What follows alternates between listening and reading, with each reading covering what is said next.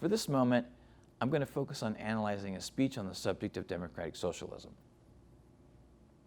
On June 12, 2019, independent senator from Vermont and 2016 and 2020 presidential candidate Bernie Sanders gave a landmark speech at George Washington University in Washington, D.C.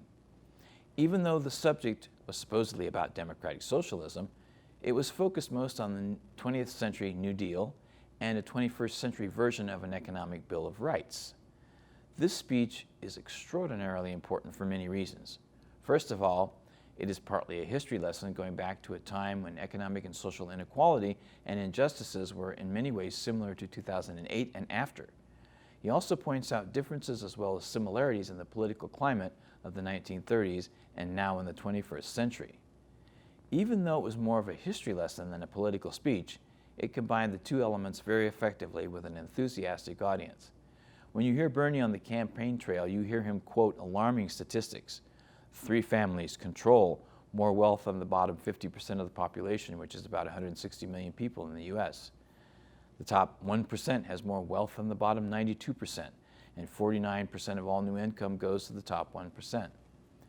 He discusses how the New Deal, begun in the early 1930s, not only created economic relief for millions of Americans in a very short period of time after the huge stock market crash of 1929 followed by the Great Depression, but for a time it also helped to lessen the impact of a growing right-wing movement in the U.S. that was happening around the world in countries such as Germany and Italy. He pointed out a Nazi rally in the late 1930s where about 20,000 people gathered in Madison Square Garden in New York City. There was a poster of George Washington surrounded by swastikas prominently displayed.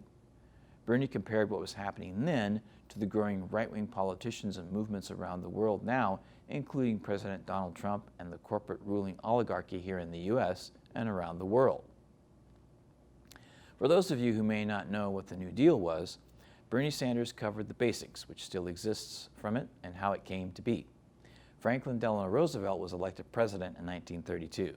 As a footnote, he was also the most popular U.S. president technically because he was the only one selected 4 times. As conditions worsened for millions of people in the early part of the Depression, what we would now call a progressive coalition came together and arranged a meeting with the president at the White House to address these serious concerns. I'll get into more details on this in a moment.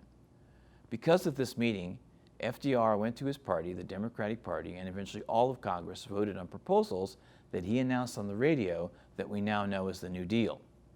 A slim majority in Congress passed laws that included Social Security and unemployment insurance, which are hugely popular programs to this day.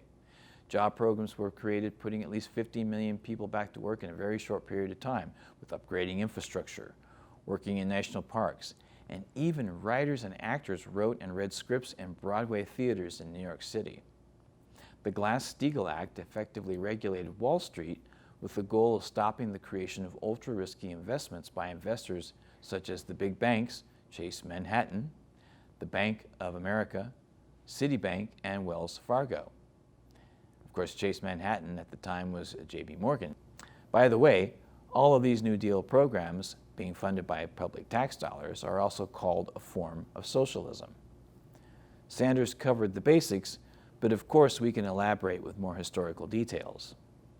When the Wall Street regulations over time were eventually eliminated with a series of bills passed from the Ronald Reagan to the Bill Clinton administrations, the banks once again freely created and traded risky stocks in the early 2000s as they had done in the 1920s, and then the second largest stock market crash happened in 2008, when once again millions of people lost homes, savings, and more. Another footnote, I would guess at least tens of millions of us would not be surprised that at least half of the U.S. American population now have little to no real economic recovery for over a decade. Sanders talked about how he is personally familiar with criticisms of socialism throughout his entire political career and how red baiting since FDR's era has been very common. He quotes President Harry Truman and of course Roosevelt defending themselves and essentially socialism, including the famous quote from FDR's 1936 speech where he addresses his critics by saying he welcomes their hatred. That quote was followed by one of Bernie's standing ovations from the audience, by the way. He also quotes 1928 Democratic presidential candidate Al Smith, who was a severe critic of FDR and the New Deal, and a Democrat, and even Ronald Reagan, who wrote a letter to Richard Nixon in 1960 stating that John Kennedy was comparable to, quote, old Karl Marx, end quote.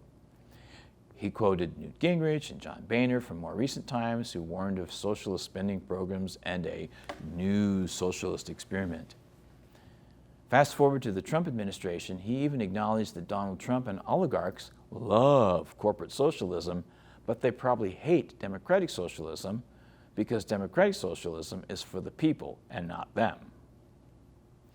He used examples going back and forth throughout history to the current day. Going back to the New Deal, he mentions that the Republican Party at that time, as well as conservatives in FDR's own party, yes, conservatives in the Democratic Party, which we would now call centrists, by the way, were opposed to the New Deal. He talked about how progressives in the Democratic Party and progressives outside of the party created a coalition that did become a slight majority so that the New Deal could pass in Congress. He didn't, of course, mention that those allies outside the Democratic Party were actually two socialist parties, the U.S. Communist Party, and unions they helped grow with at least 1 million members at that time. This was also the group that had the private meeting with FDR that I mentioned earlier. Sanders talked about his own political career and what he has fought and stood for decades. He goes on to say that democratic socialism to him at the core is about compassion, justice, and love. He finishes the speech going into how economic as well as social justice is about human rights, and that is what democratic socialism means to him. Then he finishes by tying the past with the present day again, and this time by mentioning FDR's 1944 speech, where he introduced what he called a second Bill of Rights. And though it didn't come to fruition in his administration because he passed away in 1945, it did set the stage for his wife Eleanor Roosevelt to introduce it to the United Nations. And they passed the 1948 resolution called the Universal Declaration of Human Rights. Now Bernie Sanders is preparing what could be the epitome of what he calls democratic socialism, the 21st century economic Bill of Rights, guaranteeing basic necessities such as health care, housing, living wage jobs, assistance for those who have unfortunate circumstances, daycare for children, education, and more as human rights, as FDR had proposed. Finally, Bernie finished his speech saying, "Our goal together should be to finish the New Deal and establish a 21st century economic Bill of Rights." This is an extraordinarily important speech and needs to be understood so that we can indeed move on and work together to accomplish this.